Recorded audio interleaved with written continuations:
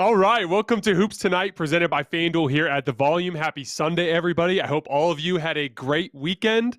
After going 6 days in a row, we had a couple of days off, but my wife, who had been out of town during the whole time, was in Vegas for a work trip, and all she wanted to do was relax. So guess what I did on my 2 days off? I watched basketball. I told myself I was going to unplug for a little bit and disconnect, and instead I watched all the games. So that's how it goes sometimes. But on the bright side, I'm kind of in the loop, which is a good feeling coming off of a weekend. But we have a lot of basketball to talk about tonight. We're going to start by talking some Suns Pelicans. Obviously, that series looks like it's going to be a lot more of a war than we expected, obviously fueled by injuries. We'll talk a little bit about the Warriors Nuggets game today and what we might or may not have learned there. And then we're going to talk a little bit about the Celtics Nets game yesterday, which I think was the top story of the weekend in a lot of different ways, and easily the most interesting series because of the greatness we're seeing on one end and the combustion we're seeing on the other end. So we'll get into that a little bit. And then at the end, we're going to go rapid fire through all of the series. No Carson tonight. You guys are stuck with me, but he will be back tomorrow. Let's start with the Suns and the Pelicans. So I want to start with Brandon Ingram here. And we're not going to get too deep into his backstory because we did that the last time he played amazing in game 2. But what I did want to touch on here is just how comfortable and successful he's been, how comfortable he looks, and how dominant he's been as a first-time playoff player against an unbelievably good defensive team. The Phoenix Suns, as I've said all year, are a team without holes. Now, a hole has opened up there in the form of the Devin Booker injury, but not on the defensive end of the floor. And the Suns have always had a plethora of great wings to throw at you, various different types, too. You've got your big bruising wing in Jay Crowder, and then you've got your longer, more athleticism-based wing in Mikal Bridges. And then they've got other guys that can throw at you like Torrey Craig and like Cam Johnson and so on and so forth. But Brandon Ingram looks completely undeterred. And it's really impressive when you factor in the fact that he's the primary source of all of the Suns' defensive game planning. When you factor in that around the league, we're seeing stars struggle, stars that have had a lot of postseason reps. DeMar DeRozan, once again, struggled today. You're seeing, like DeMar DeRozan is a tough shot maker. And when they go in, like they did in game 2, he looks great. But when they're missing, all of a sudden their whole offense feels very disjointed. Brandon Ingram has a lot of DeMar DeRozan in his game, but for whatever reason, he is so much more comfortable, even though he's in a much more difficult environment. And to me, it's a great bellwether for the rest of this era for the New Orleans Pelicans. Because as you see around the league, Draymond Green, our colleague here at The Volume, tweeted the other day, in a very inflammatory manner. He said that, I can't quote him word for word, he said something along the lines of, not everybody's meant for the playoffs. And he's right. Because of the physicality, of the way it's officiated, of the game planning, there are a lot of guys around the league that capitalize on the relatively lackadaisical nature of regular season basketball. And then they get into a postseason setting and they struggle. And Brandon Ingram is showing us right before our eyes that he is made for this environment. And I think there's a couple of different reasons why.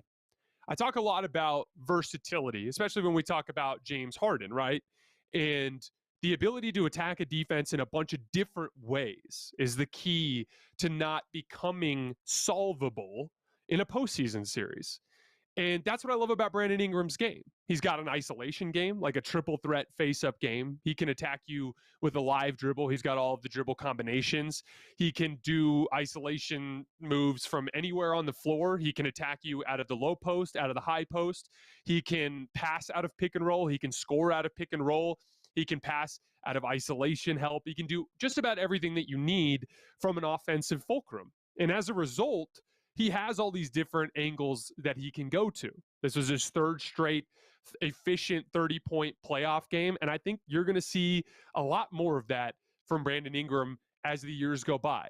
And it's a very, very exciting prospect for Pelicans fans. Obviously, there are a bunch of other things they've got to round out on that front. I don't think the Pelicans are good. I still would lean Phoenix to win this series in 6 or 7 games, obviously in at least 6 games. But even if they win, they're not a team that I have any sort of grand expectations for this season, but it's a very bright future. And seeing, if you're a fan of any young star in the league, you're always looking, what are they going to look like in a playoff series? And Brandon Ingram looks great.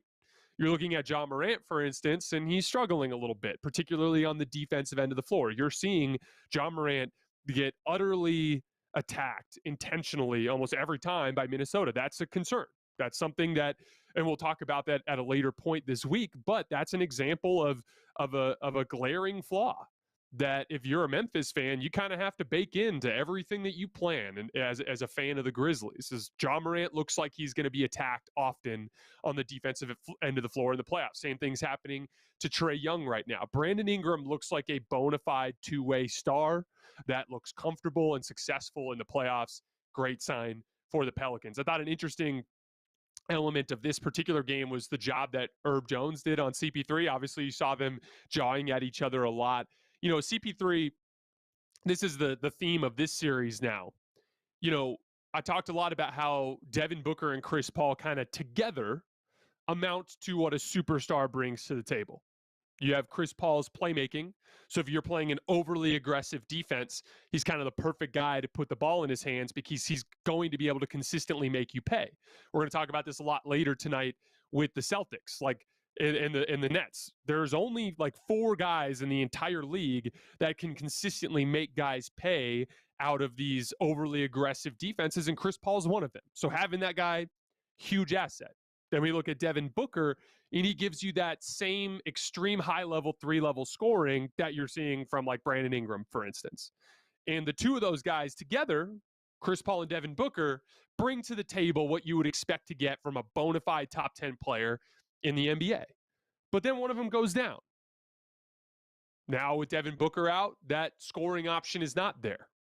And you saw the Suns throw the Pelicans throw a ton of length at Chris Paul at this point because of Chris Paul's slowly waning speed as he gets older. A guy like Herb Jones can cover enough ground to kind of win some of that chess match stuff with Chris Paul. He struggled a lot tonight as a scorer after being a dominant scorer in Game 3. That's the way that the dynamic of a series can change when you pull out an important cog like that. And it's an interesting dynamic the rest of the series, because coming into the series, who was the best player in the entire series? Devin Booker. And this would be one of the few matchups where the Suns would have the best player in the series. Moving on, let's say they face Dallas in the next round, like Luka's the best player in that series, right? So like and moving forward, that's going to be a perpetual case for the Suns. This was the one series where they had that advantage. Devin Booker is better than Brandon Ingram. Well, that was already kind of close with how well Brandon Ingram's playing. And now with Devin Booker out, the Pelicans have the best player in the series. That's a huge swing factor here. It's still up in the air. This series is very close. I would not be surprised if the Pelicans won, but I would be picking the Suns at this point. But it's a lot closer than it looks, and that's the way things can change based on an injury in the postseason. One other quick note. Or 2 other quick notes. Jonas Valanciunas, I've been very critical of him in this series. Coming into tonight through 3 games, the Pelicans at a 120 defensive rating with him on the floor and were being outscored by 8 points per 100 possessions. And then when they had Nance on the floor without Jonas, they had a 115 defensive rating, so 5 points better, and they were plus 3.3 net. I've always liked the way this team plays better with Larry Nance. You guys know how I am with traditional bigs. You guys know how I am with 5-out basketball and really spreading the floor, prioritizing foot speed and the ability to dribble and shoot the basketball. I'm always driven towards Larry Nance. Well, tonight, I got to hand it to Jonas Valanciunas. He was a dominant offensive player. It's the one thing you have to do to make up for a massive shortcoming is to have one elite skill that you bring to the table that makes it a net positive trade-off. And if Jonas is going to be that good offensively, that's a huge asset. I talked a lot after the Booker injury with our guy Carson about how important it was going to be for guys like Mikal Bridges and guys like DeAndre Ayton and guys like Cam Johnson to have a ton of points to fulfill some of the missing scoring from Devin Booker, because all 3 of those guys have more elements to their offensive scoring game than we've seen in the last couple years as a result of their roles on this particular team. Well, in game 3, when the Suns got the big win, Bridges and Ayton went for 45 and 19. Tonight, they went for 31 and 14. That's just not enough production. So in order for the Suns to come out with the win, which I believe they will, they just need to be better in the role players, especially scoring the basketball. My guess is that this ends up going 7, and each team wins their home games, and then the Suns end up advancing to the next round. Let's move on to the Warriors and the Nuggets. This was a game that, to me, I've seen dozens and dozens of times over the course of the NBA playoffs. A team, usually when they're down 3-0, one of two things is going to happen.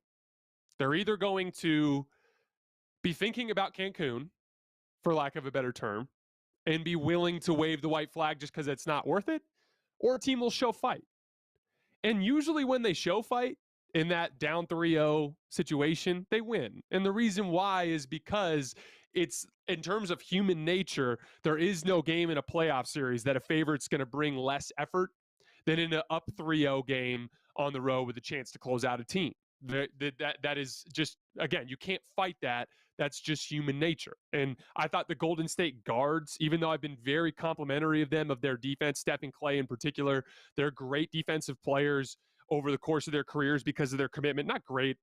Clay's been great. Steph's been good. But those two guys tonight, in conjunction with Jordan Poole, I thought they got bullied a bit by the Denver guards. I thought they didn't move their feet as well as they needed to, and I thought that was a big part in Monte Morris going off and in Bones Highland going off, and that kind of changed the dynamic of the game. But this is the way I look at it. If you're a Golden State fan and you're looking for a silver lining, Golden State made more field goals. They had more rebounds. They had more points in the paint. They had fewer turnovers. So they played a pretty damn good game.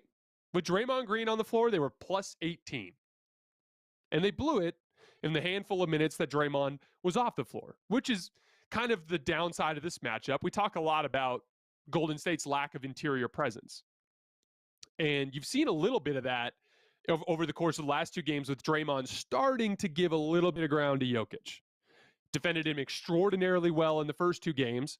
It defended him well in crunch time of game 3, but for the rest of game 3 and for parts of game 4, he's starting to wear down in some of that physicality matchup against Jokic. And that's the fear if you're a Warriors fan, is what happens if you run into a player like Ayton has been pretty good in the last 2 games. It's interesting to see how DeAndre Ayton would hold up in 7 games against Draymond. If Embiid and the Sixers come out of the Eastern Conference, that could get interesting. But to me, if you're plus 18 with Draymond, you're in great shape. I expect the Warriors to win big in game 5. They'll get another big fat check for having another home game at Chase Center. All is well in Warriors land. I'm not particularly concerned. There were 2 parts of this game, though, that I wanted to touch on before we move on. One was the way that Steph was attacking Nikola Jokic late. And again, it's not a criticism of Jokic in the sense that I'm calling him a bad basketball player. But when people start putting a very specific standard on these guys, we have to hold them to that standard. There are a lot of guys in Denver and in the analytics community that have been pushing heavily that Nikola Jokic is the best player in the league. I've always thought of him as like either in the top tier as the guy who's clearly at the bottom of the top tier, or the top guy of the second tier, give or take, depending on which day. You guys know me, I'm pretty open-minded. But the reason why my general ideology is not to race to put people at the top, but the reason why I haven't been so willing to give that kind of credit and respect to Jokic is because of his limitations on the defensive end of the floor in terms of his foot speed. And I thought it was really telling tonight that at the end of the game, or I should say today, at the end of the game, when it was time for Golden State to really lock in and try to steal that game, they were just running quick ball screens with Draymond to try to get Jokic they were just trying to get Jokic onto Steph on the left wing by himself. And when I say the only metaphor I could possibly use to describe how easily Steph Curry was just dribbling right around Jokic, I would say that he was a traffic cone. Just the first time, he literally just dribbled right around him. And then the second time, all he had to do was kind of like hesitate and look up at the rim for a second, and he went right down the lane and got an and one. That's a concern because that type of matchup exists all around the league, even if it's not Steph. The quick guard that's going to pull Jokic out to the perimeter in a 5-out system, that kind of thing is going to continue to happen to Jokic throughout his career. And all I did, so today I tweeted out a link and I said, this is why I can't rightfully call Jokic the best player in the game when literally Golden State is attacking him and getting straight line drives to the basket every single possession at the end of the game, to the point where Denver literally had to remove him from the lineup. Mike Malone removed him from the lineup on the biggest defensive possession of the season. And a lot of people were like, well, Steph does that to every big. That's the point. That's part of why I always say that about bigs. People said Jokic would do that to Steph on the other end. You're right. But Steph is, at his position, an above average defender. And in a 5-out scheme, what matters more is your ability to dribble contain than your size at the rim. It's a far more valuable skill. The size at the rim becomes more valuable in a drop coverage, but you can't run drop coverage against a team that's going to spread you out like that. That's the conundrum here. And to the point, everyone was like, oh, well, Steph's not a fantastic defensive player too. That was the big reason why, even though I loved Steph and everything that he brought to the table, that was one of the reasons why I had LeBron ahead of him, was his ability to rely on physicality on the offensive end and his ability to impact games defensively. Steph, for all of his effort, is an above average defensive player, but he's not a great defensive player. That was the difference. But I just thought it was jarring to watch Jokic at the end of the game getting picked on, and not just picked on like, this is just the best matchup for us to go at, so let's try it. No. When they got him on the wing, it was a straight line drive, and there was nothing Denver could do to recover out of it. It's a major concern. Doesn't mean Jokic sucks, doesn't mean Jokic isn't an all-star, doesn't mean he doesn't deserve to win MVP or any of those things. All it means is that's why he's closer to the 6th or 7th best player in the league than the first best player in the league. That's just my opinion. If you guys disagree, that's fine. It's just the way I see the game. I don't like the idea that your super duper star can be targeted that easily. Now, the last thing I wanted to hit on this particular game was the final play. Now, everyone loves to bag on their coach. Trust me, all of you guys who have been fans of a team for a long time, I dealt with it with Laker fans this year with Frank Vogel, although I thought they had a little bit more of a leg to stand on because Frank did have a particularly rough season. But Steve Kerr's a very smart coach, in my opinion. He doesn't do everything that I agree with, but one of the consistent things that Warriors fans dislike about Steve Kerr is his willingness to use Curry as a decoy rather than using him as the primary option. And on the last play of the game, or the pivotal play of the game, when they needed a basket, they did use Steph as a decoy, and they tried to get a seal under the basket for Andrew Wiggins, and Austin Rivers blew it up. Now, before we break down the play, Austin Rivers had a really interesting quote after the game, and I want to play that for you guys. Here it is. No, but we had an idea. When I saw Wiggins setting that screen, I knew exactly where he was going. I've seen them run that play a couple times. They've actually gotten us on that one time earlier in the season. So as soon as I saw him do that, I knew they were going to try to throw it to him. And then when I turned and faced him and I saw him looking that way, I knew I could get that steal. So, there's a lot of communication, though, tonight. Guys were telling me, what to do. It allows me to do what I do best out there, and that's defend. I love when we hear that kind of stuff from players immediately after the game. One of my favorite things about having Draymond Green at the Volume is his reactions within a playoff series from a player on the teams in a podcast format like this is turning into some of the best content that you can find in sports. If you guys haven't heard it, you always got to check out Draymond Green after his games in the Volume podcast feeds. Now, with Austin Rivers, what he brought up, I think, is a really interesting point here. Because when I saw that play, you know what I thought? I thought Otto Porter Jr. messed up because Andrew Wiggins wasn't open and he threw the pass. Now, there's a couple of interesting things surrounding that. First of all, what Austin Rivers just said is precisely why sets become less valuable in a postseason setting than they are in the regular season. Austin's seen that play before. And one of the reasons why Steve Kerr called that play is because he's expecting a switch. And he knew that the smaller defender was guarding Steph. He knew that if he set a solid screen, he'd get a switch. There was even a possibility that multiple defenders would run with Steph. And he thought he'd be able to get a lob over the top to Andrew Wiggins. But that wasn't the only area of the play. If Wiggins had the deep seal on Austin Rivers and the pass was available, you throw the pass and you get the layup. But Steph came off of that screen and was flying out to the corner, and he had an advantage. And I think he would have been open in the corner. Otto Porter Jr.'s job is, if the read is not there, don't throw it and hit Steph in the corner. So I see why it's easy for Warriors fans to be like, here goes Steve Kerr again. He drew up a play for Andrew Wiggins. No.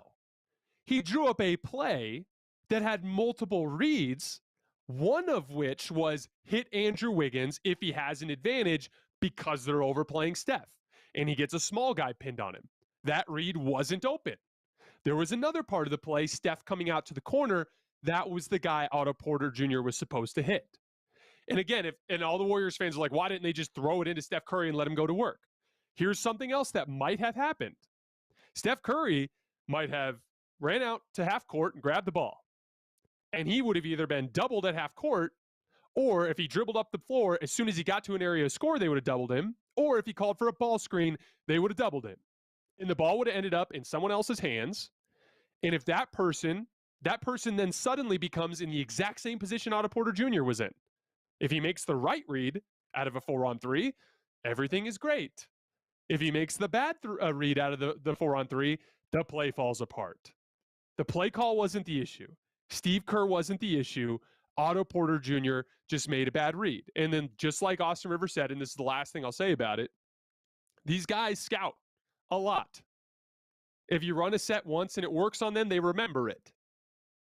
And if it would have worked in this particular game, never would have worked again in the series because they would have snuffed it out for the next time. The idea that like you can X's and O's your way to victory, there's a little bit of truth to that. But at the end of the day, it's about the players. They have to make the reads. They have to play basketball. That's why the Lakers, with one of the most, dumbed down offensive systems in the entire league, won the title in 2020. Because they had better players, and their players were able to execute offensively by just using their advantages and making reads. So again, I'm picking the Warriors to win big in Game 5. Don't care about Steve Kerr calling that play. I had it on Otto Porter Jr. And yeah, I'm concerned about Nikola Jokic's ability to play defense on the perimeter and how that changes his ceiling, as a championship level player. Before we move on, I wanted you guys to check out this promo for more shows on The Volume. Hi, it's Colin Coward. I started The Volume to bring you some of the most authentic voices in sports. While you're here, make sure you hit subscribe. Thanks.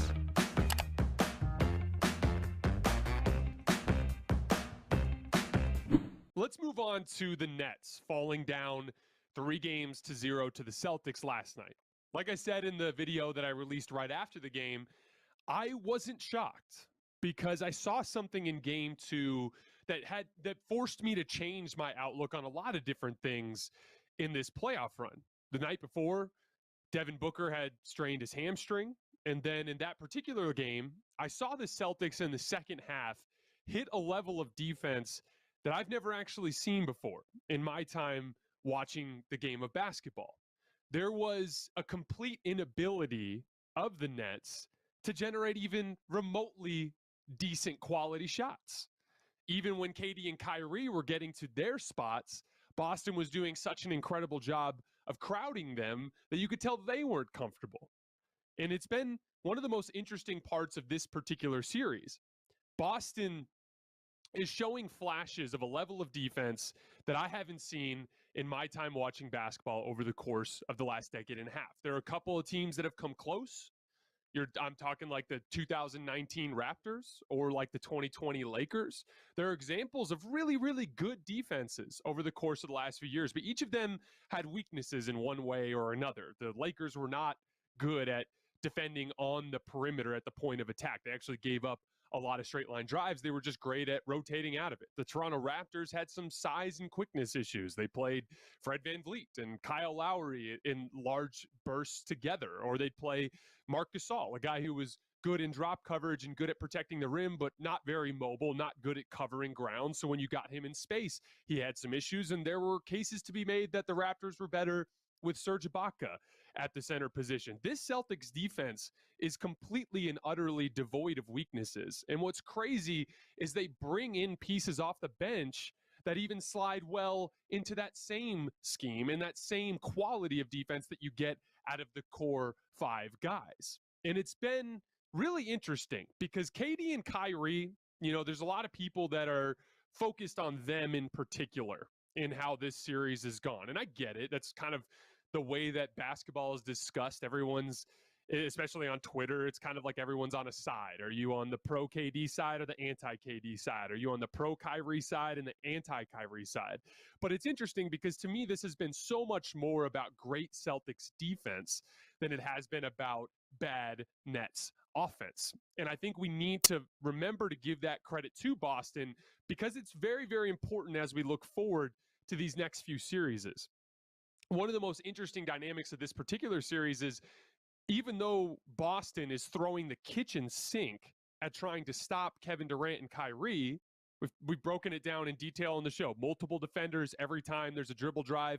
The only time they're really operating in single coverage is when they're 25 feet from the basket. Anytime there's any action, they're grabbing and they're holding. They're erring on the side of sending two guys towards them.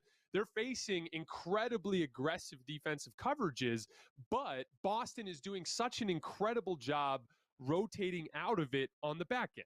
I've talked a lot this year about how bad the Bucks defense is because of the fact that they pack the paint and they give up wide open threes on the back end.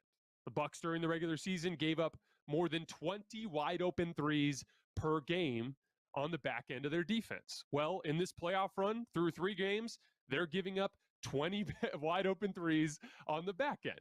So that's an example of the way that they play defense. This Boston team so far in this series with Brooklyn is only giving up 9.3 wide open threes against Brooklyn, less than half as many as Milwaukee is giving up and the fewest out of any of the teams in this entire playoff run. So, and I would argue that KD and Kyrie are being pretty willing passers. We're going to talk a little bit more about them as playmakers as we get further into this, but it's not for KD and Kyrie jacking up shots.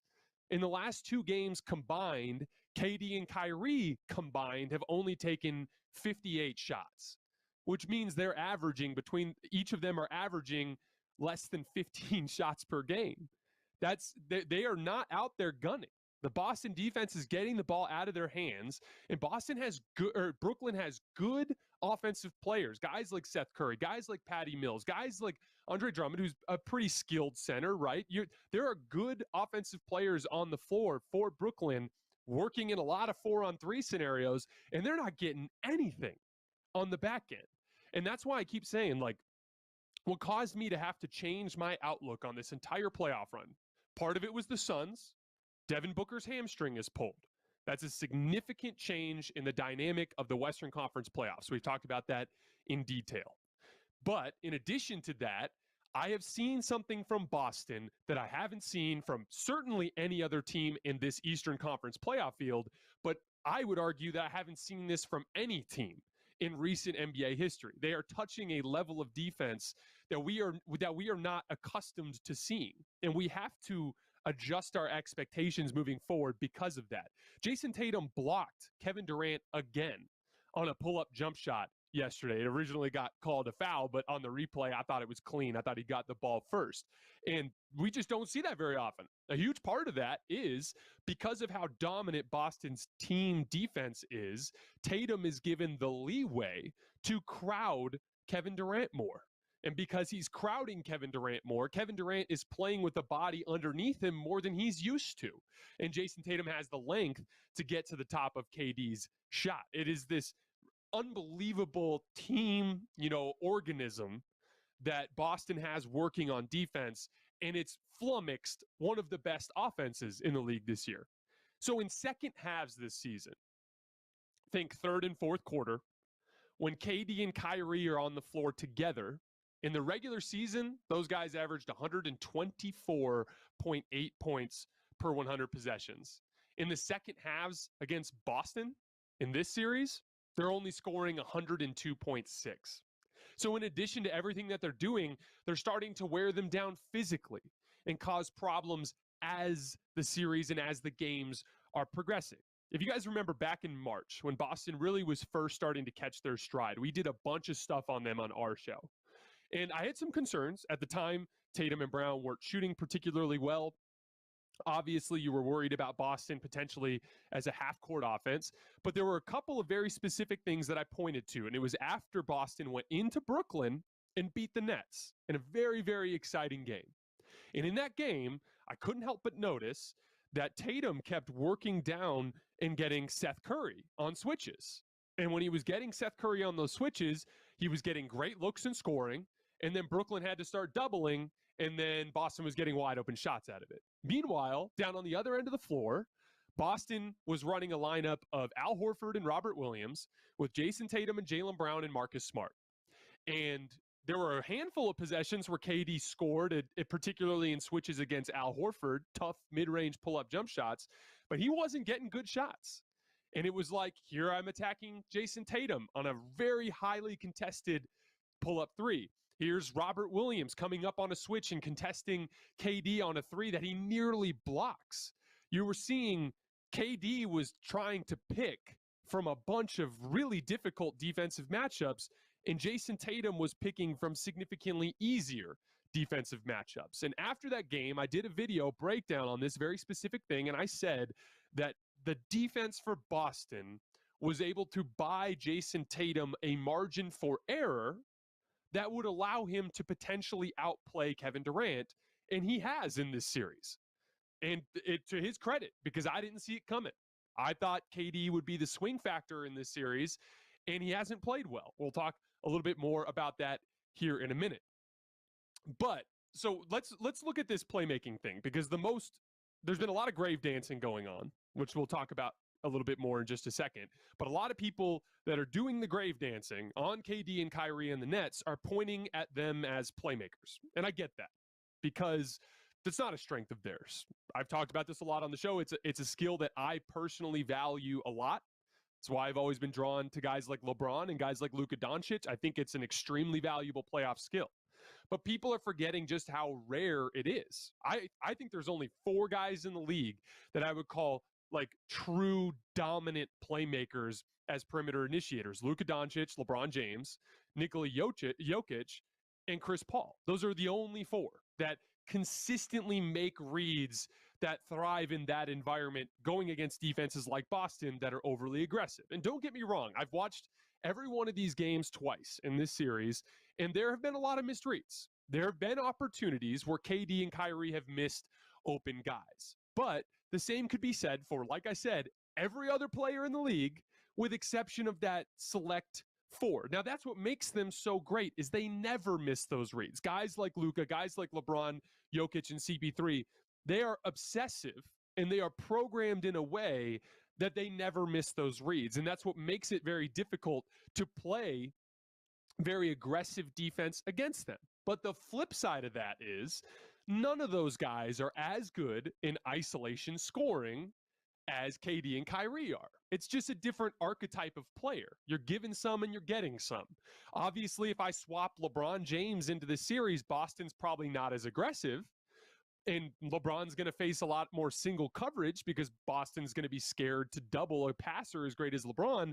But the flip side of that is LeBron in single coverage attacking guys like Tatum and Brown and Al Horford all night long. He might not have as much success there as a guy like KD could, at least at this point in his career. Prime LeBron, that's a different story. But my point is like, if you're asking KD and Kyrie to consistently make high-level reads as passers against an overly aggressive defense, that's an unrealistic expectation.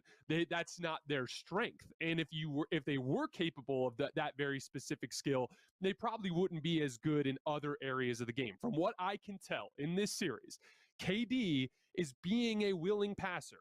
He's not forcing shots. I talked about this earlier. KD and Kyrie have combined to attempt only 58 shots in the last 2 games. There are some forces in there. There are some possessions, particularly Kyrie. Kyrie's been a lot more recklessly aggressive than KD has. I would argue KD is actually kind of overpassed. In game 3 in particular, you can tell all of this super aggressive defense is starting to get into his head a little bit, because there are plays where the second defender is coming, but he's not even there yet, and KD's already panicked getting rid of the ball. So KD hasn't been perfect here. I want to talk a little bit more about how I feel about how KD's played in this series here in just a minute. But the point is that KD and Kyrie are doing the best that they can within their individual skill sets, at least to try to make Boston pay for their over-aggressiveness.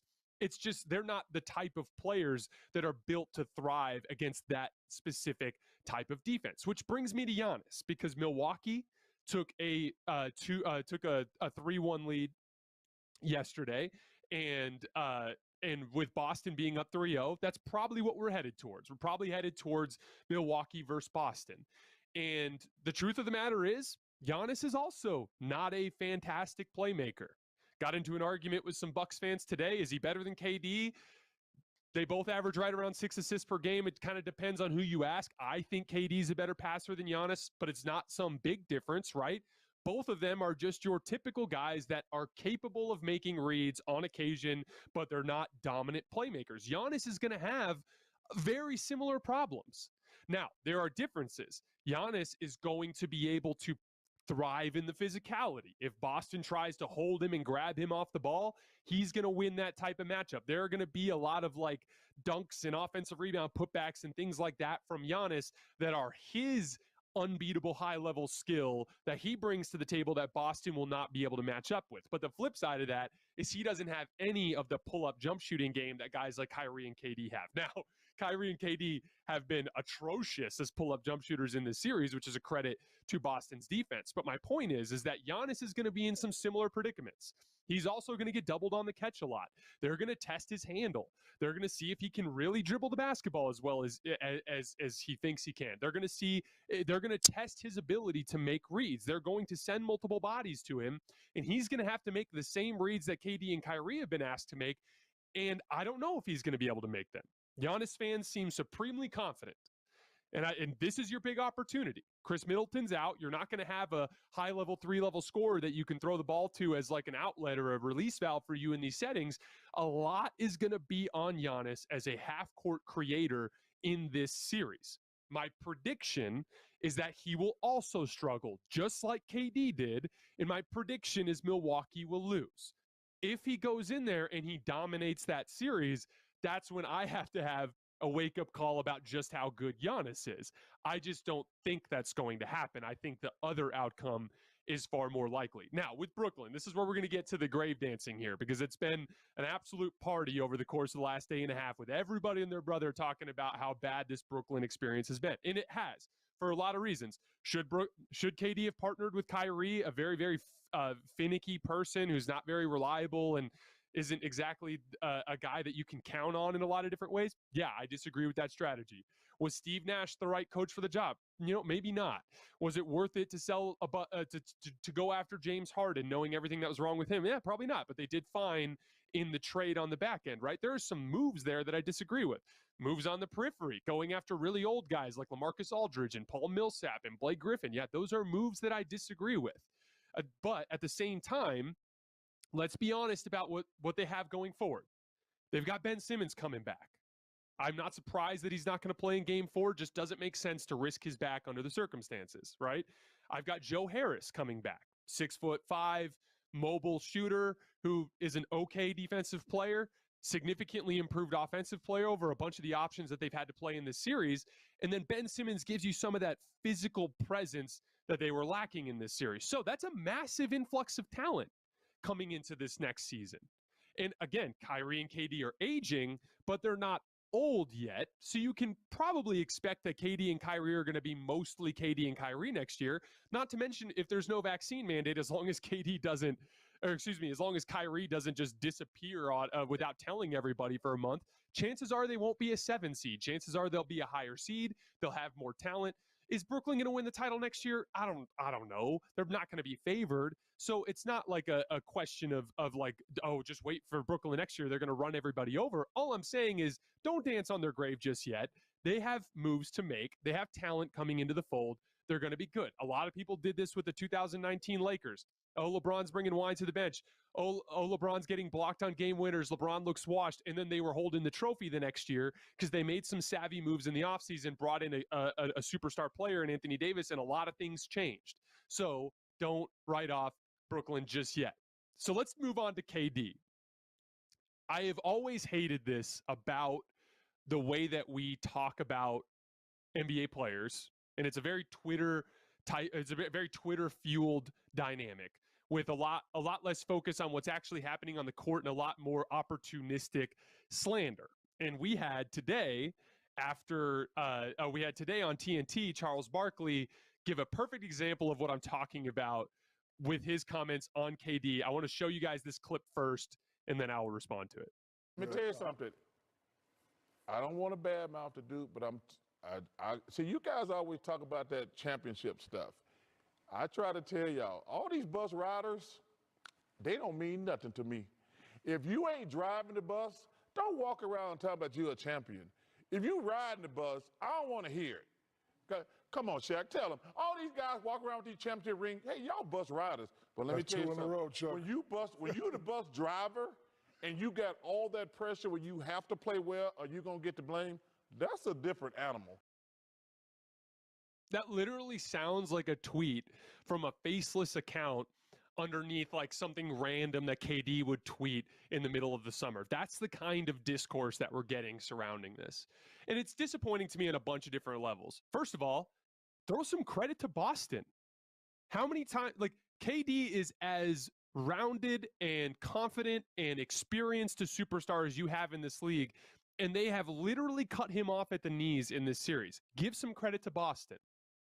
That's a huge part of this. The second part of it is the obsession to make this about head-to-head matchups instead of team basketball. I told you guys before this postseason even started, I said I'm not looking forward to the Celtics potentially beating the Nets and everyone saying Tatum's better than KD now.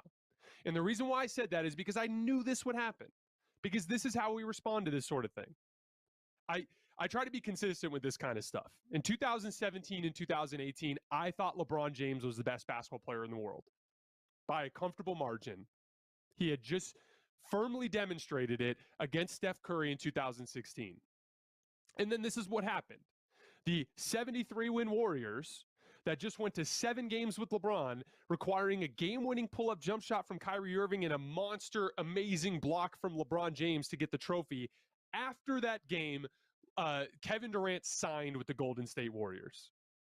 So everyone with a brain knew that they were going to probably win the next year. And guess what they did? They won 15 playoff games before they lost one. They had injuries during the season and still won 67 regular season games. They were an incredibly dominant team. And what was everyone saying after that series? Oh, KD outplayed LeBron. KD's better than LeBron. Get to 2018. Now Kyrie's out of the picture. So same talented Warriors team, one less Kyrie Irving. And the Cavs get swept and everyone's like, KD's better than LeBron. Look at him outplaying LeBron. Look at him hitting this massive dagger shot over LeBron in Game 3. And it was unfair then, and it's unfair now. Basketball is a team sport. I know it seems like fun and it's entertaining to pretend as though it's so that it's just this like little mano-a-mano boxing match, but that's not the way it works. That's incredibly lowbrow analysis. And so I'm going to call it out when I see it. I thought that was really lame from Charles Barkley. Now, with KD, has he been great in this series? No. KD deserves some criticism. He has not been impactful enough on the defensive end and as a rebounder.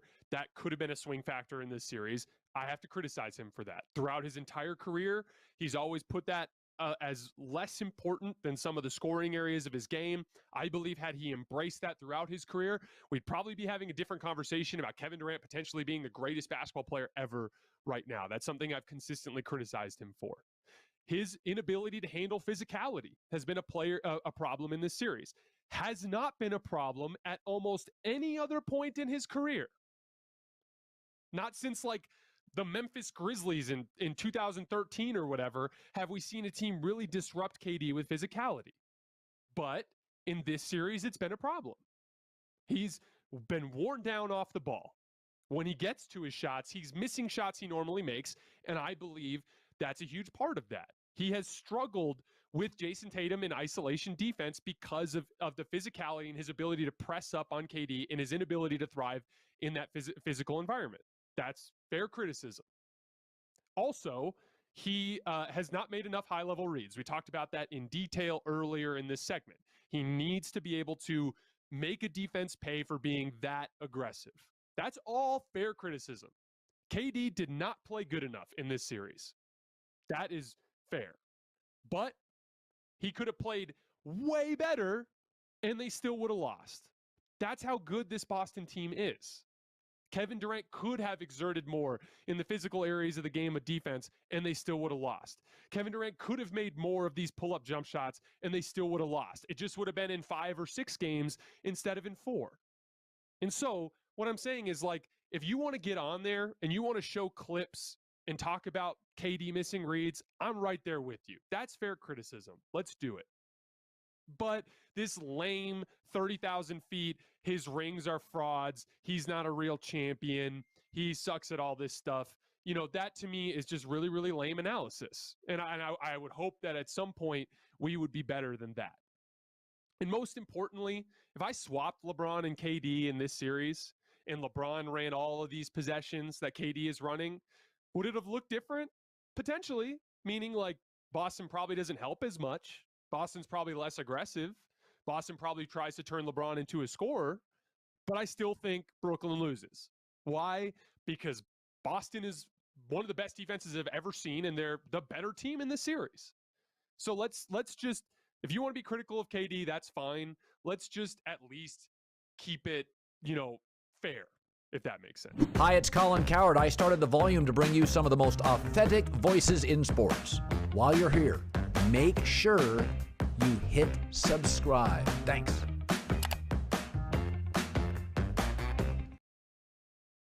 All right, before we get out of here for the night, we're going to do a segment that we're calling Fast Break, where I just really quickly hit on the other series going on around the league. I want to start with the Bucks.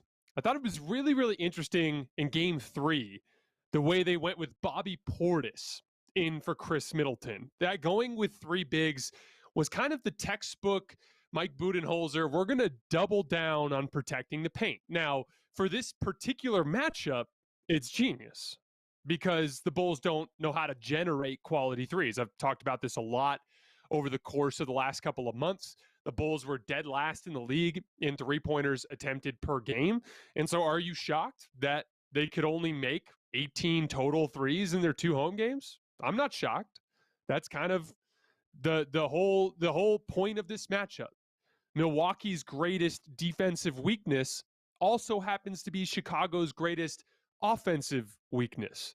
So it's not surprising at all that they would struggle to capitalize on the Bucks going all in on size. The tricky part there is I don't think that same strategy will work in later matchups, especially against the Celtics. Like you're seeing with the Nets, it's so important to have guys around Kyrie and KD that can score because of all the attention thrown that way. That is going to happen again in the next round. They're going to throw a ton of bodies at Giannis and a ton of bodies at Drew, and they're going to be asking other people to beat you. And I'm not sure that going with 3 bigs is the way to do that. But I did think it was a smart card to pull in this particular series. And here's the deal. Chris Middleton's out with a knee sprain. He says 2 weeks. We'll see. I would be shocked if he showed up before Game 4 or Game 5 of next round.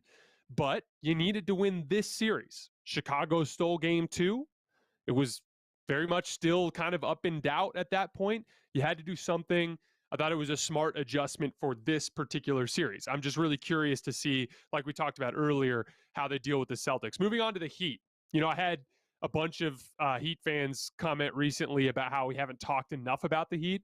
I get that.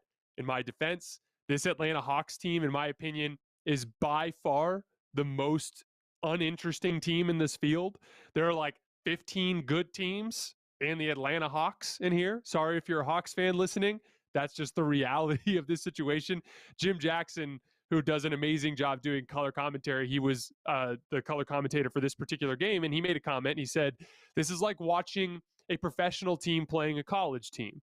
And again, there's not that much of a gap in talent, but what he was trying to say, which is something that I agree with, they're not great at the details of being a professional basketball team. They don't have their rotations down sharply. They're not consistent in their effort on a possession-by-possession basis. They look really unorganized, particularly on the defensive end. How many times tonight did you see somebody for Miami break wide open?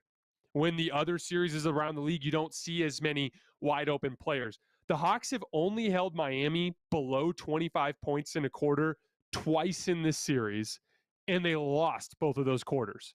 So even when the Hawks have been able to lock in and get stops, the Heat have been better than them in those quarters. They were the sore thumb of this entire playoff field. And yes, they'll be going home in Game 5. Heat fans, we will be talking a lot more Miami Heat in the next round against the Sixers or the Raptors, depending on who wins that series, which takes us to the Raptors. So what did I tell you guys before the series was the most important part for Toronto to have a chance to win? I told you guys two things. I said they have to get out in transition, and they have to have multiple players play better than James Harden. And in this particular game, they forced 16 turnovers and had 22 points on those turnovers. They had 21 fast break points, which was more than twice as many as Philly had. And both Gary Trent Jr. and Pascal Siakam were better than James Harden. And what do you know? You get a win as a result. Siakam was awesome. He had 34, 8, and 5 in that game. The Embiid thumb injury is interesting. I have never torn a ligament in my thumb, but I've sprained my thumb before. It's no fun. I had a shooting coach once back when I was playing in Utah talk about how your thumb is one of the most important parts of your shot because that's how you avoid left-right misses. There was a coach I had in Utah who was obsessed with watching YouTube videos, and he'd watch these videos of Ray Allen. And Ray Allen would always talk about spreading your hands wider, getting your hands wider around the basketball because that helps you get more control over the basketball. Having a sprained ligament in your thumb, I keep trying to imagine what it would be like to shoot with that, and that's complicated. And especially since Joel Embiid and his jump shooting has been kind of a weird, important weapon for the Sixers in this series. That's how they stole Game 3. Again, I am obviously picking the Sixers to win the series. We've never seen a team come back from 3-0. But as a basketball fan, I've told you guys at length how they're the team that I want to lose because their foul grifting offends me as a basketball fan. If there was one team that you'd love to see lose 3-0, it'd be these guys. And this is how it is. You go into Philly and you win. Once you do that, you take them back to Toronto. It's going to be a madhouse, and all of a sudden the pressure is on the Sixers, and you hope that that pressure ends up breaking down a lot of their players and ruining their confidence. That would be your hope. That's not going to happen, I don't think, but I would be lying if I told you I wasn't rooting for that. Last quick hitter of the night, this Ben Simmons story. There was this conflicting reporting. You had a report come out, Ben Simmons not going to play in Game 4. Then you had reports come out that the Nets were disappointed that he decided not to play. It's a herniated disc, guys. He didn't tweak his ankle. He's got a bulging disc in his back. There's absolutely no reason to bring him back to play in this game. Regardless of whether or not Ben Simmons is coming back next year, there's just no point. The Celtics are the better team. They're going to win the series. All that could stand to happen by bringing Ben Simmons back is maybe you steal a game or two if he's a massive impact player, but you're still going to lose the series. And Ben Simmons is back, in his health in that area is more valuable at this point. I have no doubts that he would have played if they would have won Game 3. To me, that's a big non-story. All right, guys, that is all I have for tonight. As always, I sincerely appreciate your support. We will be back after the final game of actually, no, tomorrow we're going early. We're going right after Nets-Celtics tomorrow. So be ready for that here on YouTube like usual, right after the final buzzer of Celtics-Nets. I will see you guys then.